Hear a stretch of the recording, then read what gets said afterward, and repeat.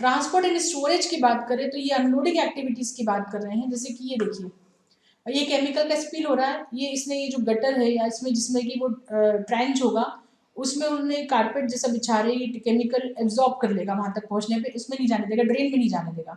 ये spill kit का photo है येलो कलर का। स्पिल किट में इस तरह के सामान होते हैं, तो जहाँ भी केमिकल गिरा वहां पे स्पिल किट को डाल के आप पूरा कलेक्ट कर सकते हैं चीजों को।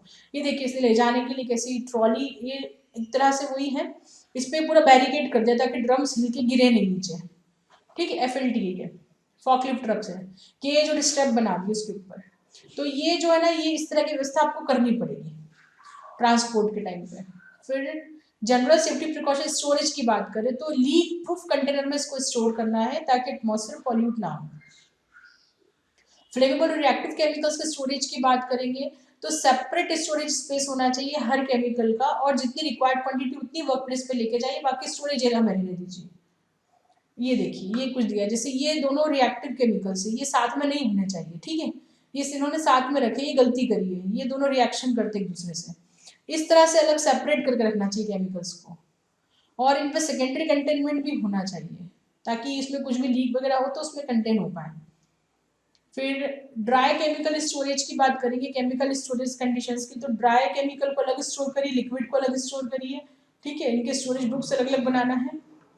फिर और इन्वेंट्री को आप केमिकल्स की चेक करिए एनुअली, हो सकता है हमें इतनी जरूरत ना हो जितना हम मेंटेन रखते हैं, इसको रिव्यू करने की जरूरत है continuous. Try to develop local vendors, अगर हम जितना कोशिश करके लोकल वेंडर्स डेवलप कर सके केमिकल्स के लिए तो हमें करना चाहिए, उसमें हमारा इन्वेंट्री बहुत मेंटेन हो जाता है। क्योंकि कई बार क्या होता है, कोई केमिकल आपने ऑर्डर करा, उसके आने का टाइम पीरियड है 30 डेज, तो आपको, और उसके बाद थोड़ा एक्स्ट्रा टाइम लेके आप चलेंगे तो आपको एटलीस्ट 45 डेज का इन्वेंट्री या 40 डेज का इन्वेंट्री आपको मिनिमम मेंटेन कर रखना पड़ेगा हमेशा। क्यों? क्योंकि भाई केमिकल का डिलीवरी टाइम ही 30 डेज है। तो इसलिए कोशिश करिए लोकल वेंडर्स डेवलप हो पाए, या फिर अगर ऐसा कुछ है तो उतनी इन्वेंट्री तो आपको मेंटेन रखनी पड़ेगी। पर अगर हम कभी रिव्यू कर सकते हैं, कुछ और ट्राई कर सकते हैं, तो हम कोशिश कर सकते हैं, क्योंकि इसमें इन्वेंट्री का ही मेजर रोल रहता है। जितनी ज्यादा स्टोरेज, जितनी ज्यादा इन्वेंट्री, उतना ज्यादा रिस्क और उतनी ज्यादा सावधानी बरतनी पड़ेगी। तो जितना कम इसका स्टोरेज रहेगा उतना कम हमारा रिस्क रहेगा। और ओल्ड और अनयूज्ड केमिकल्स को आप बाकायदा डिस्पोज ऑफ करिए प्रॉपर डिस्पोजल मेथड से।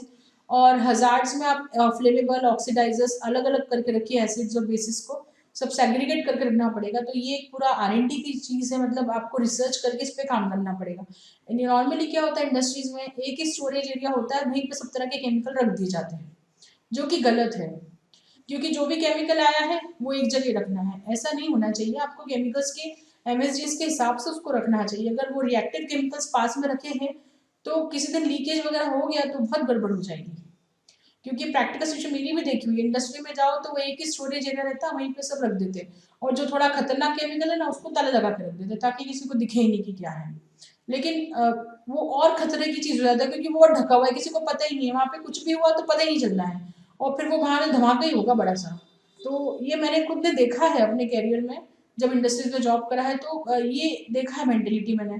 क्योंकि स्टोरेज एरिया वालों के पास स्टोरेज का हमेशा प्रॉब्लम रहता है, एरिया का हमेशा प्रॉब्लम रहता है, तो वो ऐसे ही करते हैं फिर। और 2-3 एक्सटिंग्विशर रख देंगे केमिकल के ड्रम के पास, बस हो गया हमारा सेफ्टी पूरा।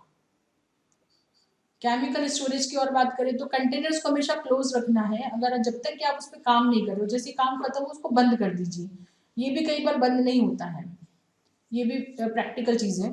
फिर वो इवापोरेट हो जाते हैं सॉल्वेंट्स वगैरह जो रहते हैं, और सभी पे लेबल लगा हो, एटलीस्ट NFP लेबल तो लगा ही लगा हो, नाम लगा हो उसका और NFP लेबल लगा उसका। फ्लेमेबल लिक्विड की जितना भी आपका लॉयबल लिमिट है उससे ही थोड़ा कम पे रखिए। ठीक है, फिर कैंस आपकी यूएल अप्रूव्ड होना चाहिए, यूएल एक लेबोरेटरी जिससे अप्रूव्ड होते हैं कैंस, वो अप्रूव्ड कैंस पर रखिए। फ्लेमेबल लिक्विड को स्टोरेज कैबिनेट्स वगैरह में रखिए। 120 गैलन से ज़्यादा का लिक्विड का स्टोरेज मत रखिए। 60 गैलन क्लास 1 और क्लास 2 के लिए रहता है, और 3 cabinets as per fire area, इससे ज़्यादा नहीं होना चाहिए। कोरोसिव मटेरियल की बात करें तो एसिड और बेसिस को कभी भी साथ में नहीं रखना है। ठीक है, उसके बाद हैवी कंटेनर्स वगैरह ज़्यादा नहीं रखिए, तो हैवी मटेरियल को नीचे रखिए, लोअर को ऊपर रखिए शेल्फ्स में अगर रख रहे हैं तो ये बस है, आई लेवल के ऊपर मत रखिए लिक्विड्स को। ठीक है, फिर ग्लेशियल एसिडिक एसिड एक होता है, उसकी स्पेशल स्टोरेज रिक्वायरमेंट है फ्लेमेबल लिक्विड्स में भी। इस तरह से फिर रिएक्टिव केमिकल्स होते हैं जैसे ऑक्सीडाइजर है, वाटर रिएक्टिव, पायरोफ्लोरिक, इनकी जो कंडीशन उसके हिसाब से रखिए। ऑक्सीडाइजर एक्सप्लोजन करते हैं, फायर करते हैं और बहुत इजीली पकड़ लेते हैं, तो उनको बहुत स्पेसिफिक कंडीशंस में आपको स्टोर रखना पड़ेगा। वाटर रिएक्टिव को स्पेसिफिक कंडीशन में रखना पड़ेगा, और पायरोफोरिक्स को भी, ये सबसे खतरनाक कैटेगरी वाले केमिकल है। फिर सेग्रीगेट करना एसिड्स को बेसिस से, जो हम अभी देख ही चुके हैं। Water from water reactive chemicals, perchloric acid from reducing agents, ये रिएक्शन कुछ दे रखी है कि कौन से केमिकल किससे रिएक्शन करते हैं। एक्चुअली इनका कंपेटिबिलिटी चार्ट भी होता है, तो कंपेटिबिलिटी चार्ट होना चाहिए जहाँ पे केमिकल स्टोरेज है या केमिकल जो हैंडल कर रहा है उस पर्सन को उसकी जानकारी होना चाहिए कि कौन सा केमिकल किस दूसरे केमिकल के साथ इनकम्पेटिबल है, तो उनको साथ में नहीं रखें।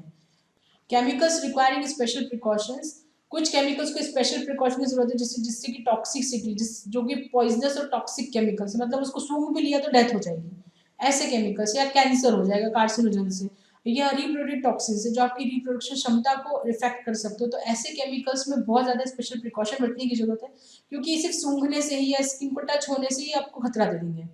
तो यहाँ पे आपको स्पेशल इंजीनियरिंग कंट्रोल्स लगाने पड़ेंगे, पीपीज लगाने पड़ेंगे, और हो तो ह्यूमन इंटरवेंशन कम से कम रखिए। इसलिए ऐसी चीज़ों को ऑटोमेटिक मोड में रखा जाता है, पाइपलाइंस के थ्रू ऑटोमेटिक जाना आना इसमें करा जाता है, ताकि कोई प्रॉब्लम ना रहे, आपको केमिकल्स को टच ही ना करना पड़े, सूंघना ही ना पड़े। ठीक है। फिर क्रायोजेनिक मटेरियल्स, क्रायोजेनिक मटेरियल्स वो होते हैं जिनका कि टेम्परेचर बहुत ज़्यादा कम होता है, ये चिल्ड होते हैं, हाईली चिल्ड, मतलब इतने चिल कि अगर इसकी कांटेक्ट में आप आ गए तो आपके टिश्यू फ्रीज हो जाएंगे बॉडी के। जैसे कि फ्रीजर है, फ्रीजर का टेम्परेचर भी इतना नहीं कम होता है जितना इनका कम है। जैसे हम बात करें आर्गन है, ये आर्गन, हाइड्रोजन, नाइट्रोजन, ऑक्सीजन, ये क्रायोजेनिक मटेरियल्स काम आते हैं कुछ चीज़ों में स्पेसिफिक।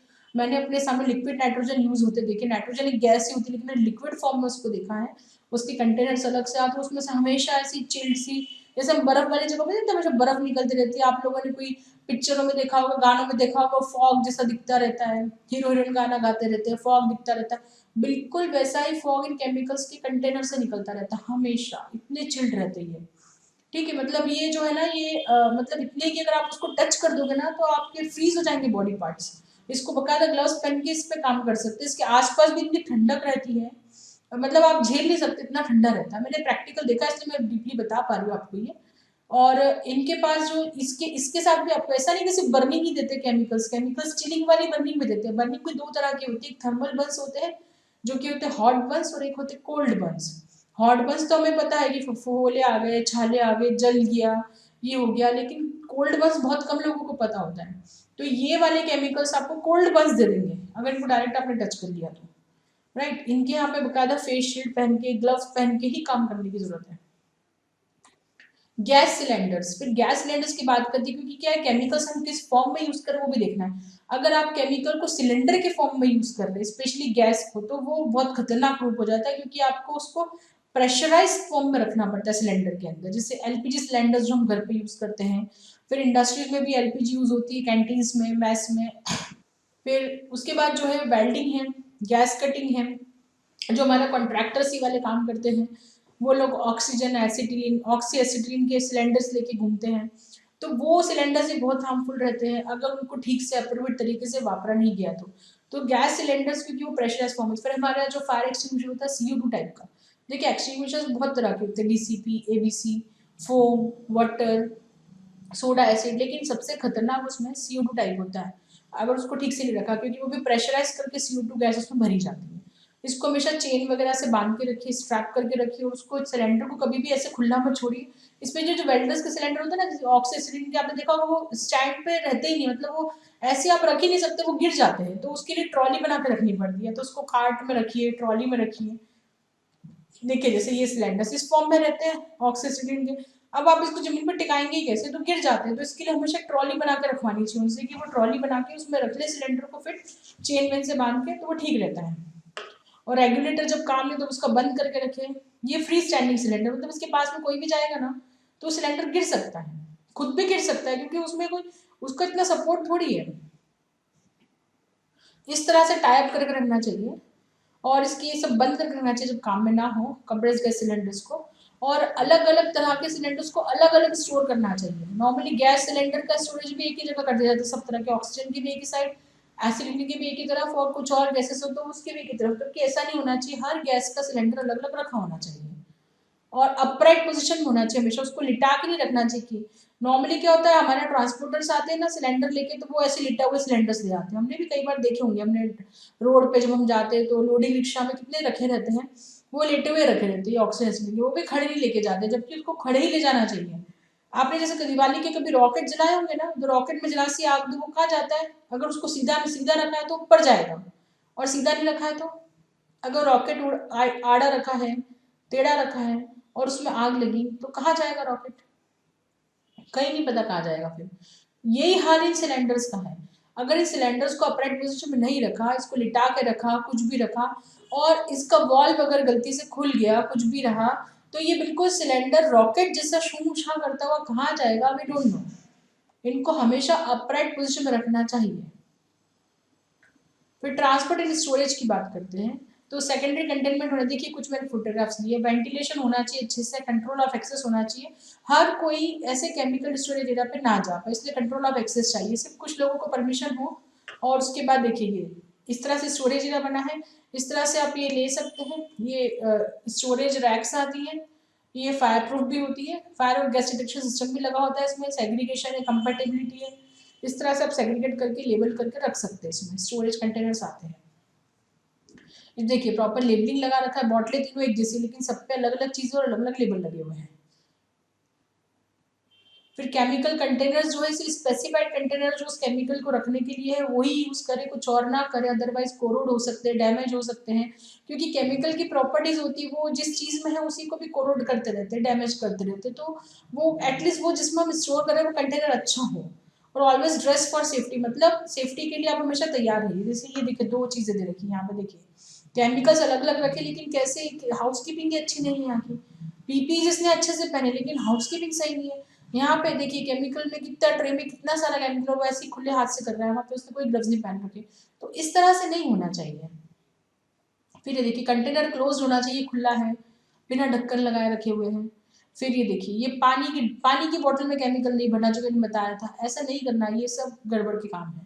सेफ्टी कंटेनर्स NFPA 30 में गाइडलाइंस दी हुई है सेफ्टी कंटेनर्स कैसे होने चाहिए उसके बारे में। अगर आप केमिकल ट्रांसफर कर रहे हैं तो साथ में लेबल भी ट्रांसफर करिए, जो कि मैंने थोड़ी देर पहले बोला था अभी, ये वही चीज इसमें दी है, क्योंकि ये सबसे डेंजरस है। मैं एटलीस्ट अपने पूरे कैरियर में 2 बार ऐसे देख चुकी हूँ, ड्रिंकिंग बॉटल में भरा और किसी ने उसको पी लिया। यूज की बात करें तो केमिकल हजार्ड सिर्फ वहां नहीं होते जहां हम सोच रहे हैं, वो उसके अलावा भी हो सकते हैं। जैसे ये है, यहाँ पे आप जो है अपना टूल शार्प करके बेंच ग्राइंडर पे, ठीक है, तो डस्ट जो है यहाँ पे, इसकी जो डस्ट है ना टूल शार्पर के लिए सिलिका डस्ट होती है, क्योंकि ग्राइंडिंग व्हील जो है सिलिका का बना होता है, तो इसकी ये भी घिसाता है साथ में, इसकी डस्ट जो है ये हाईली फ्लेमेबल होती है, ठीक है। ये अगर आसपास कोई केमिकल ऐसा है जो आग पकड़ता है या कुछ है, कुछ ऐसा है, तो ये आग पकड़ लेगी, मतलब आसपास कुछ ऐसा काम हो रहा है। फिर देखिए फाइबर की शीट है, ये फ्राइबल है, फ्राइबल मतलब जल्दी टूट जाती है, डैमेज हो जाती है। अब इससे भी आपको नुकसान है। फिर mineral fibres contain corrugated fibre cement plates release when friable और डैमेज, जिसमें से फाइबर्स में से वो निकलते रहेंगे, इसके जो डस्ट है, फ्यूम्स, डस्ट निकलता रहेगा, वो आपके लिए हार्मफुल है। तो खतरे सिर्फ वही नहीं है कि केमिकल जहाँ रखा है वही खतरा है, उसके यूज की जगह, इन सब जगहों पे भी आपको प्रॉब्लम्स हो सकती है। फिर और हम कुछ और तरह का भी जनरेट कर, जैसे कि देखिए केमिकल लीक हो गया, तो ये पूरा देखिए ये फैला हुआ है, तो इस पे कोई केमिकल्स की प्रॉपर्टी होती है, चिकने भी होते हैं, अगर आपके जूते पे आप स्लिप हो जाएंगे, उस पर भी स्लिप हजार्ड है, कट हजार्ड, देखिए कंटेनर ऐसा है, अब इसमें आपने हाथ लगाओगे तो आपको कट लग सकता है, शार्प है जैसे इसमें। यहाँ पे देखिए आई वॉश स्टेशन बिल्कुल इलेक्ट्रिक पैनल्स के वहीं लगाया, अब इसको कोई कैसे यूज करे, कैसे यूज करेगा, इलेक्ट्रिकल हजार्ड तो है ही, इलेक्ट्रिकल हजार्ड पे आपने वाटर कर दिया तो बढ़िया, मतलब ये बचाव की जगह तो और खतरे का काम हो गया। तो ये कुछ प्रैक्टिकल सीन से इंडस्ट्री से लिए हुए, इस तरह की चीजें नहीं होनी चाहिए।